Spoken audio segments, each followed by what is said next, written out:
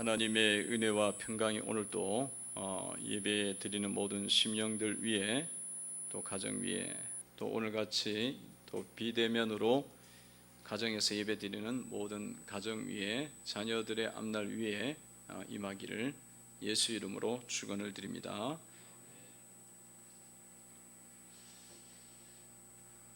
예수님께서 이제 변화산, 그 은혜의 산에서 내려오시는 그런 장면이 나오고 있습니다.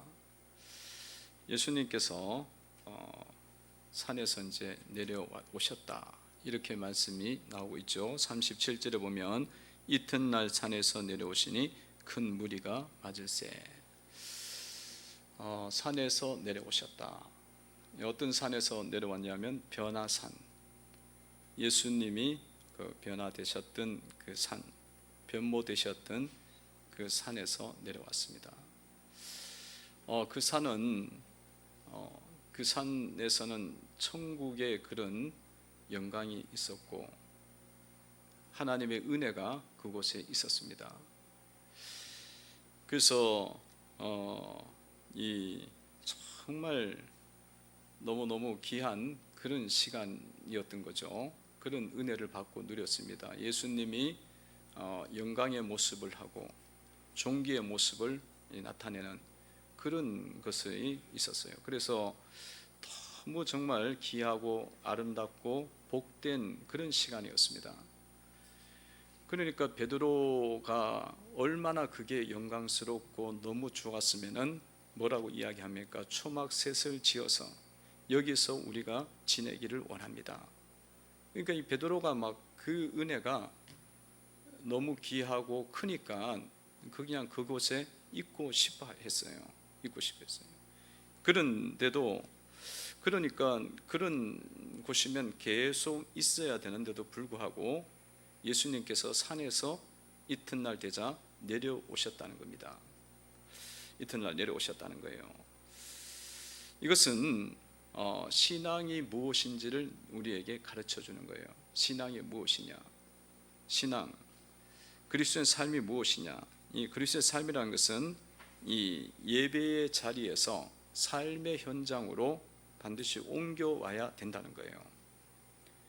정말 그곳이 은혜롭고 귀한 시간이지만 그 은혜만 그것을 누리고 거기서만 그치게 되면 안 된다는 거예요. 삶의 현장으로 산에서 내려와야 된다라는 것을 말씀을 해주고 있는 것입니다. 여러분들이 예배를 드리면서 예배 속에 오는 은혜가 말로 닿을 수 없이 크게 옵니다. 엄청나게 오는 거죠. 그래서 사람의 어떤 생각과 인간적인 생각으로는 너무나 이제 잘 알지 못하지만, 그러나 이제 우리가 이렇게 성령의 은혜로 이렇게 바라볼 때에는 예배의 자리가 은혜의 자리죠. 그리고 우리의 영혼이 주님을 바라보는 자리고, 그리고 주님의 영광이 나타나는 자리입니다. 그래서 너무 이 자리가 은혜롭고 예배의 현장마다 비대면 예배를 드리는 그 자리 속에도 정말 은혜가 하늘로부터 이렇게 쏟아집니다. 그래서 세상이 줄 수도 없고 세상이 알 수도 없는 그런 은혜와 평강을 맛보고 있습니다만은 그것으로 이제 끝이면 안 된다는 거예요. 반드시 삶의 현장으로 나아가야 된다는 거예요. 그래서 예수님이 내려오셨던 것처럼 우리도 삶의 자리로 여러분들이 나아가시는 그런 일들이 일어날 수밖에 없는 거예요. 그랬더니만 그 삶의 자리로 내려왔더니만 그곳에는 어떤 일이 일어나고 있습니까? 어떤 일이 일어나요? 그것에 왔더니만 어떤 아이의 아버지가 자기의 아들의 문제 때문에 지금 굉장히 고통스러워하고 있어요. 38절에 보니까 이렇게 나와 있죠. 무리 중에 한 사람이 소리질러 이르되 선생님 청컨대 내 아들을 돌보아 주소서. 이는 내 외아들이니이다. 그 한 아이의 아버지가 지금 소리를 지르면서 다가온 거예요. 내 아들을 돌보아 주옵소서. 내 아들을 돌보아 주옵소서. 그러니까 이 아버지가 그냥 자기가 문제를 해결할 수 있고 그 고통이 별로 크지 않다면은 소리를 지를 일이 없죠. 소리를 지를 일이 없어요. 그리고 자기가 그 문제를 해결할 수 있다면은 내 아들을 돌봐달라고 이야기할 필요도 없어요. 근데 이 아버지는 지금 소리를 지르면서 내 아들을 돌봐달라고 간절하게 요청을 하고 있는 겁니다. 이 아버지가 지금 겪고 있는 그런 고통을 우리가 볼 수가 있습니다. 그 고통 속에서 이 아버지가 자기 자신은 어떻게 할 수가 없다는 거예요. 그런데 그 아이가 겪는 고통은 어떤 고통이었습니까? 39절에 보면 귀신이 그를 잡아 갑자기 부르짖게 하고 경련을 일으켜 거품을 흘리게 하며 몹시 상하게 하고야 겨우 떠나가나이다. 그 아이가 당하는 그 문제와 그 고통은 그 아이가 소리를 지르고 경련을 일으키고 거품을 흘리고 몹시 몸이 상하는 그런 고통을 지금 당하고 있다는 것입니다. 이 아이가 얼마나 고통이 많았으면은 이렇게 부르짖겠어요. 소리를 지르겠어요. 소리를 지르면서 너무너무 내가 아프다고 힘들다고 그 소리를 왜 지르겠어요? 너무 힘드니까 소리를 지르겠죠. 그리고 경련을 일으켜 몸이 막 굳어지고 막 뒤틀리고 막 이게 자유롭게 되지 않는 그런 아픔 속에 있고 거품을 흘리고 숨도 제대로 못 쉬는 그런 상황이 지금 펼쳐지고 있다는 것입니다. 이것이 삶의 현장에서 일어나는 일들입니다. 삶의 현장에 이런 고통이 있다는 거예요. 고통이 있어요.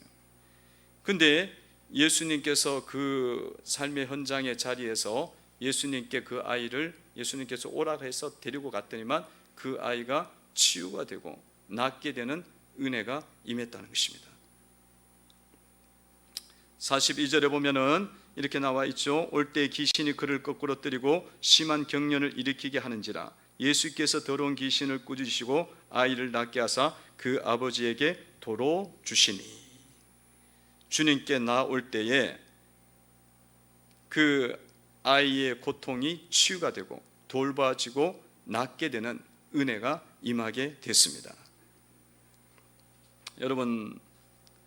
여러분의 삶의 현장, 삶의 자리는 이런 어린 아들들이 고통스러워하고 있습니다. 고통스러운, 힘들어하는 그런 현장이 있어요. 그런데 이 아이들을 주님께 데리고 오면은 어떤 일이 벌어지느냐? 도로 낫게 되어지고 깨끗하게 되어지고 고통에서 치유되는 은혜가 임하게 된다는 거예요. 그 삶의 현장이 정말 고통의 현장이고 이 싸움의 현장이고 대립의 현장이라는 것을 사실은 우리가 잘 모른다는 거예요. 잘 몰라. 그러다 보니까 그 삶의 현장 속에서 어떤 어려움이 있는지를 모른다는 겁니다. 이 아이는, 이 아버지는 이 아이의 고통을 지금 보고 있기 때문에 부르짖지만은 많은 사람들이 자신의 아이가 얼마나 아픈지, 자신의 남편이 얼마나 아픈지, 자신의 아내가 얼마나 아픈지, 자녀들이 어떤 문제가 있는지도 사실은 몰라요. 그 모르니까 주님께도 나오지도 않고 부르짖지도 않는다는 것입니다. 여러분, 많은 자녀들이 육신이 아픈 것은 보이죠. 그러나 그 마음이 아프고 그 영혼이 묶여 있는 것은 잘 보지를 못한다는 거죠. 영혼이 묶여 있어 갖고 지금 그 붙잡혀 갖고 이 마음이 다 굳어져 있고 이 모든 삶이 딱 경련을 일으켜 갖고 붙잡혀 있는 거예요. 붙잡혀 있어요. 그런데도 그냥 겉모습은 멀쩡하니까 내 아들은 다 멀쩡한가 보다 이러면서 시간을 보내고 있는 거예요. 세월을 보내고 있는 거죠. 여러분, 이런 모든 자녀들, 모든 삶의 현장 속에는 이런 통증이 있고 고통이 있다는 것을 여러분들이 볼 수 있는 눈이 열려져야 되는 줄로 믿습니다. 눈이 열려져야 돼요. 눈이 열려져야. 육신이 아프러져 갖고 막 이렇게 넘어지니까 그거는 대단히 아픈 줄 알아. 그러다 보니까 이 부르짖는 거야. 근데 이 아이가 하나님께는 안 가고 세상으로는 자꾸 나가는 거야. 귀신에게는 끌려다녀. 그래갖고 그 마음과 생각이 늘 주님 앞에 고백하고 주님의 은혜를 힘있는 삶을 살아야 되는데 그게 딱 붙잡혀 있어요. 그런데 육신적으로 봤을 때 아무 문제가 없거든. 그러니까 부르짖지도 않고 그것을 어떻게 해결해 보지도 않는 거예요. 나오지도 않습니다. 그러면은 치유가 일어날 수가 없다는 거예요. 그래서 성도 여러분들이 여러분의 자녀들과 여러분의 남편과 여러분의 아내가 이런 고통 속에 있다는 것을 발견하시고 깨달으시고 보면서 주님 앞에 그 사람들을 데리고 나오셔야 돼요. 그리고 예수님께 데리고 오시면은 치유가 일어나고 예수님을 만나게 되면 회복의 은혜가 오게 된다는 것입니다. 회복의 은혜가 와요. 그래서 아무 문제가 없다 그래요, 자꾸. 근데 나중에 자꾸 문제가 터져. 문제가 터져.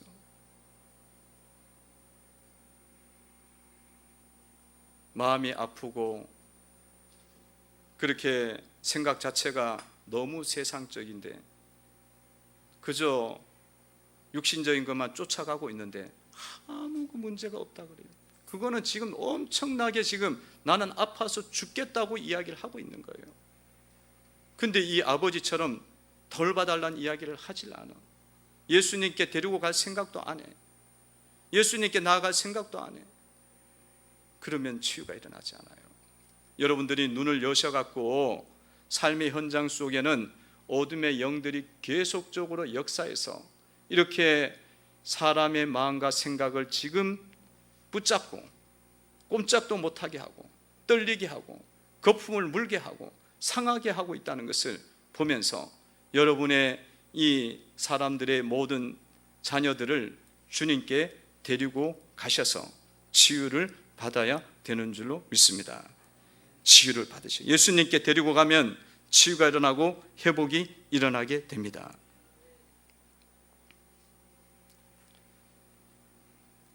제자들이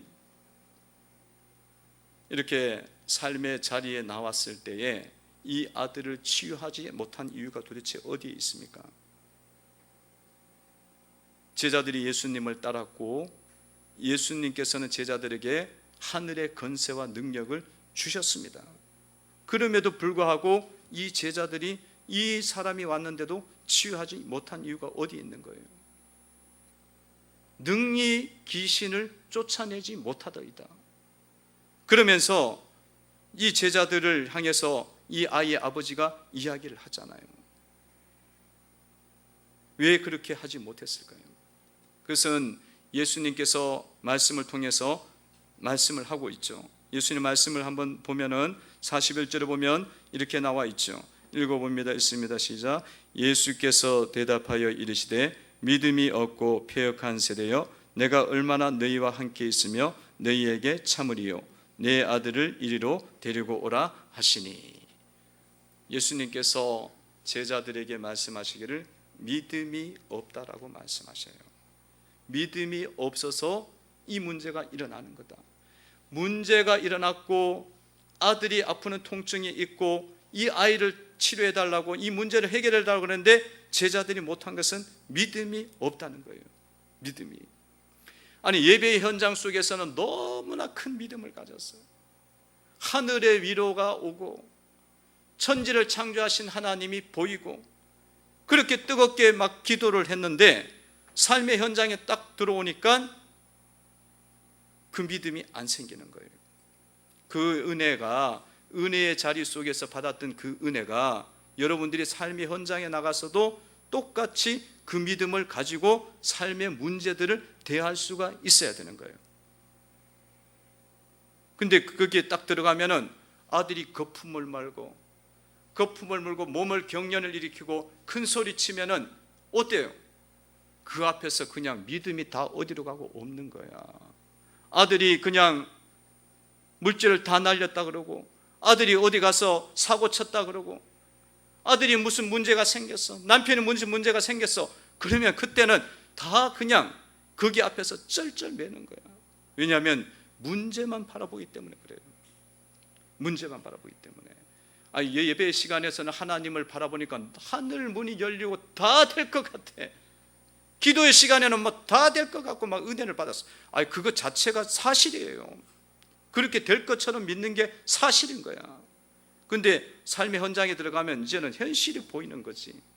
그러니까 문제가 너무 큰 거예요. 여러분들이 삶의 현장에서 이 죽어가는 아들의 문제만 바라갖고는 해결할 수가 없어요. 그 문제가 있을 때마다 누구를 바라봐야 되냐면 그 배후에 계신 역사하시는 예수님을 바라보셔야 됩니다. 하나님, 천지를 창조하신 하나님을 바라보셔야 돼요. 그렇게 바라보시면은 이 문제는 풀려요.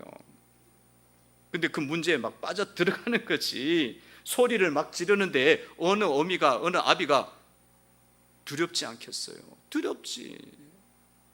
그 소리를 지르고 막 거품을 무는데 내 자식이 막 거품을 물고 방 안에 있다가 막 뛰쳐나오면서 막 미칠 것 같다 그러면 다들 뭐 그 문제 다 질려버리는 거야. 나 좀 살려달라고 그러면 질려버리는 거지. 놀죠. 근데 여러분 정신을 차리셔야 돼요. 이 아이의 아버지, 이 아이의 진정한 아버지는 하나님이시다. 그 믿음을 가지셔야 됩니다. 창조주 하나님이 이 아이와 함께 하신다. 그 믿음을 갖고 바라보셔야 돼. 그 믿음이 없었다는 거예요. 그 믿음이 없었다는 거예요. 그 믿음이 없었다. 그 믿음을 삶의 현장 속에서 여러분들이 활용할 수 있어야 되는데 제자들이 그게 안 됐고 우리도 그 문제에 빠져서 살아가는 거예요.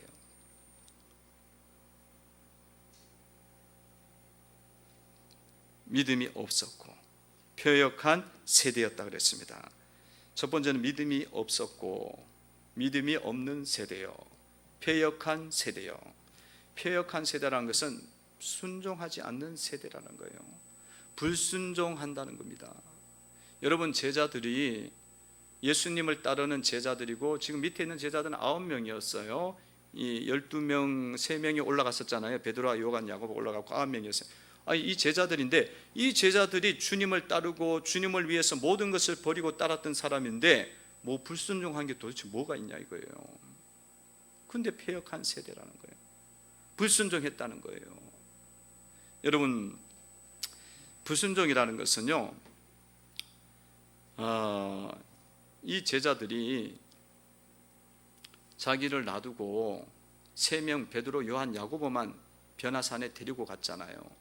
그러니까 9명이 남아 있으면서 그 마음속에 3명은 올라갔으니까 주님이 특별히 생각하는가 보다 그 생각하고 9명들이 서로 누가 크냐 하고 변론을 일으킨 거예요. 그 밑에서 내가 이렇게 또 공부를 잘하니까 머리가 좋으니까 내가 더 크지, 내가 이렇게 얼굴이 잘생겼으니까 내가 더 낫지, 주님이 나한테 떡을 하나 더 줬으니까 내가 더 낫지, 이러면서 자기네들끼리 뭐 내가 먼저 불림을 받았으니까 내가 낫지, 그러면서 변론이 일어난 거예요.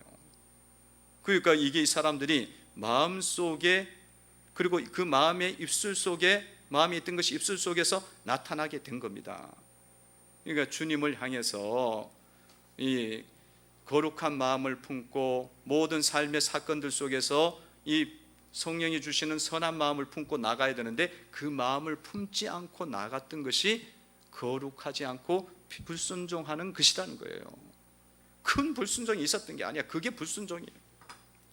여러분 이렇게 제자들이 이런 생각을 했었어야 돼요. 예수님이 그렇게 3명에 데리고 갔으면 예수님께서 지금 또 사역을, 하나님 나라의 일을 주님 나타내고 계시기 위해서 특별히 제자 데려갔으니 그 일이 은혜 가운데 잘 이루어지도록 밑에서는 기도를 해야 되는 거예요.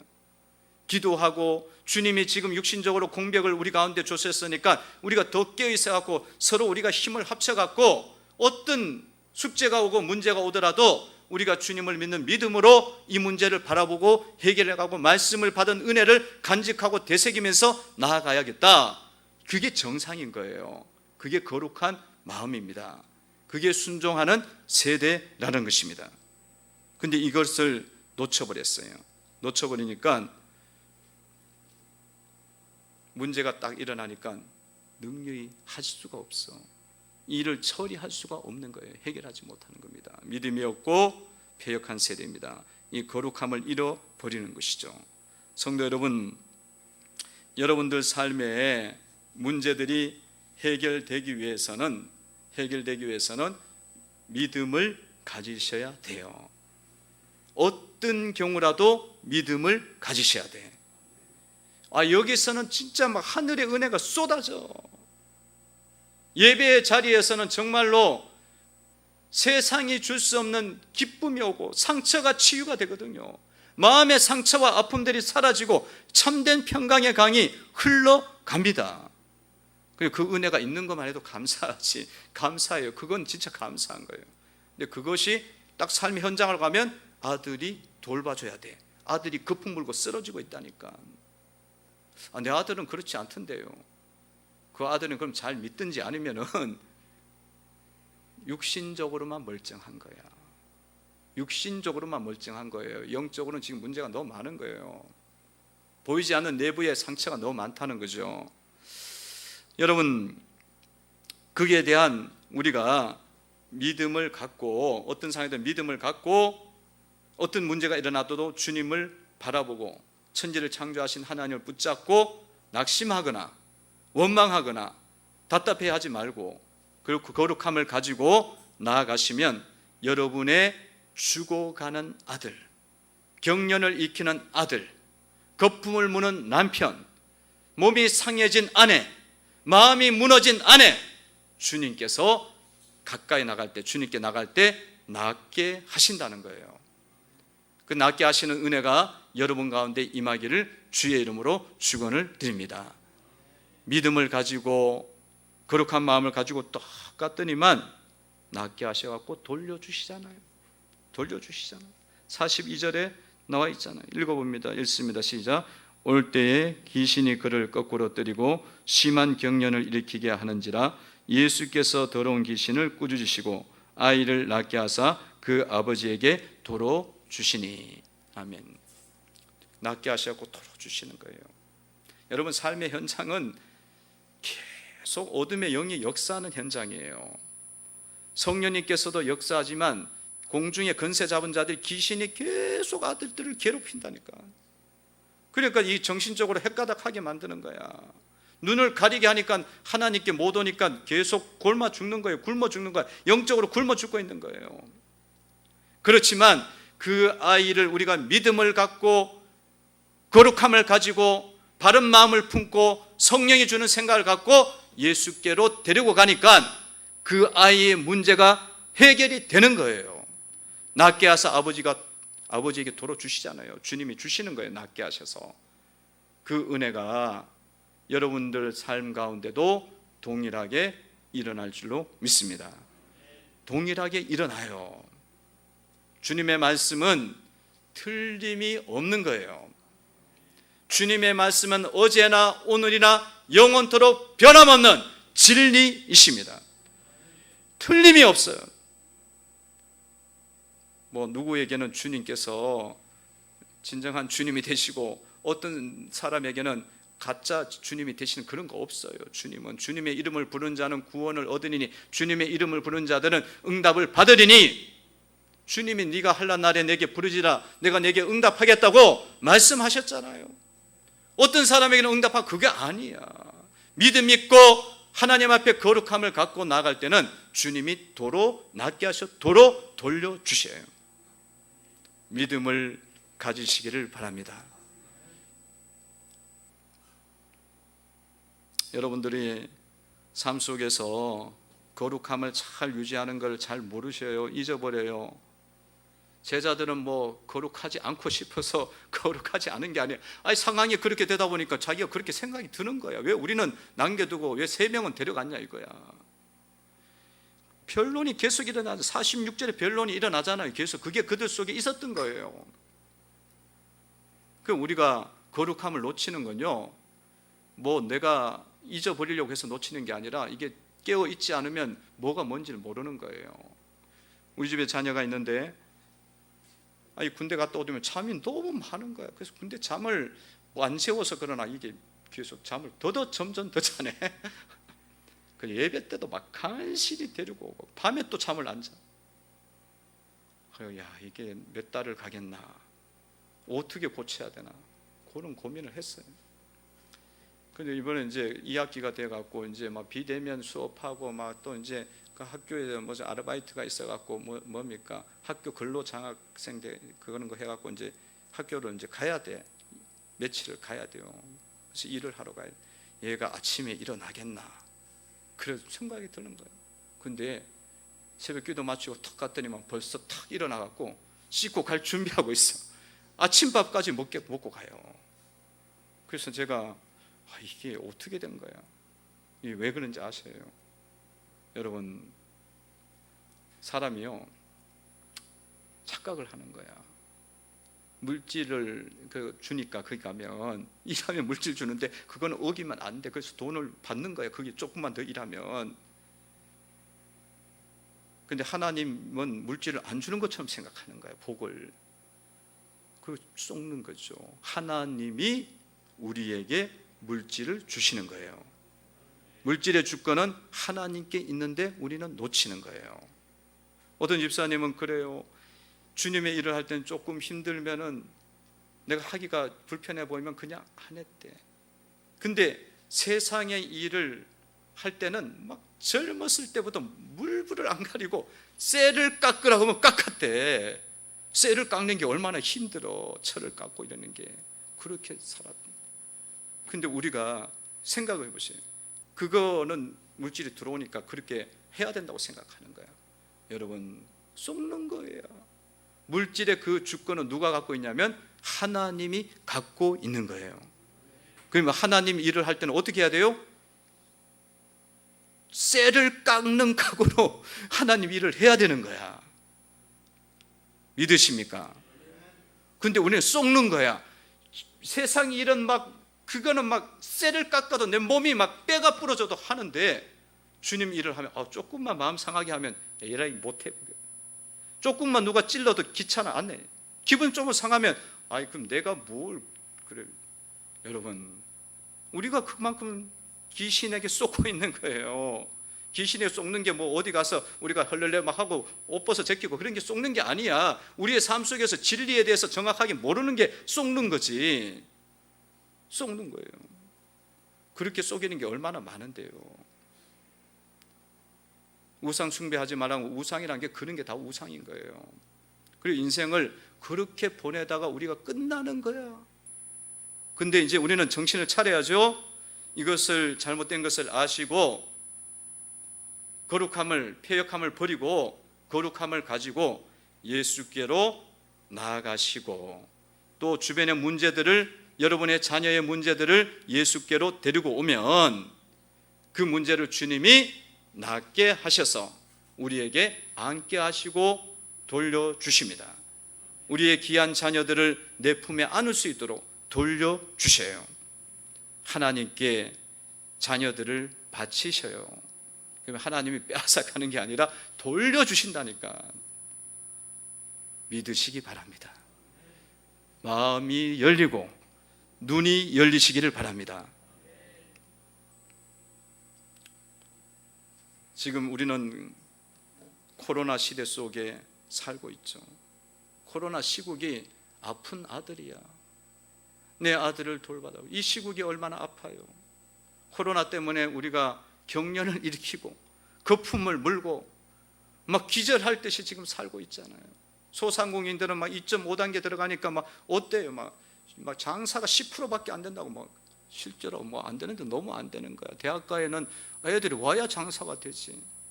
그리고 작은 음식점들은 더, 직장인은 조금 더 안 되잖아요. 잘 되는 데는 더 안 되고 막 그렇지 않습니까? 그러다 보니까 막 몸에 경련이 일어나는 거야. 삶의 경련이 일어나고 막 쓰러질 듯한 거야. 이게 우리의 아들들이죠.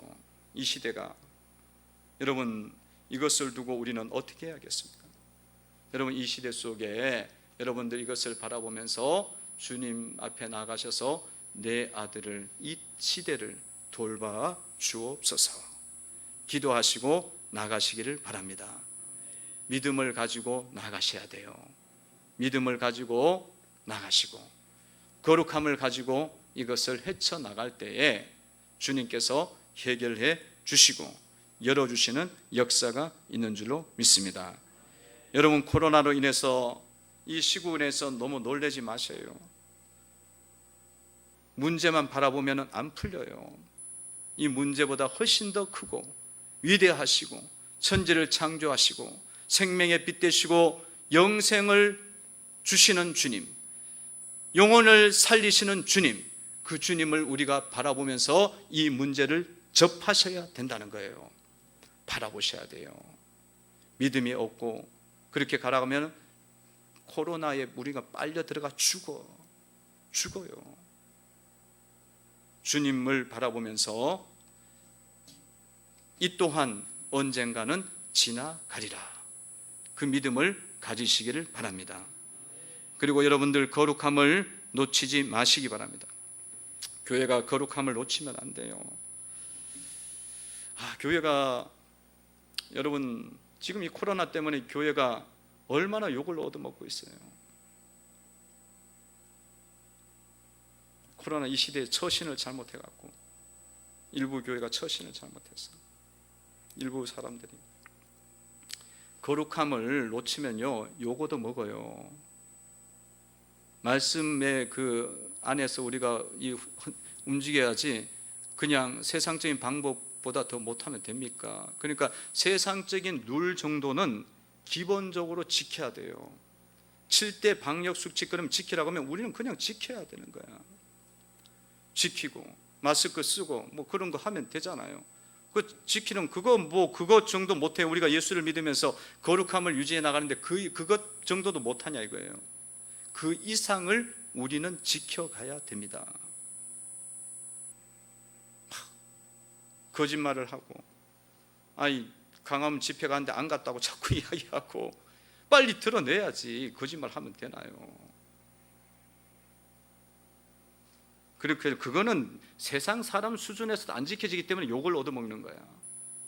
우리 예수를 믿는 사람들은 그 이상의 룰과 도덕과 원칙들을 갖고 있는 것 아닙니까? 그리고 이것은 또 한편에서는 우리가 영적인 지혜를 가지고 이 부분을 접근을 하셔야 됩니다. 영적인 지혜를 가지고.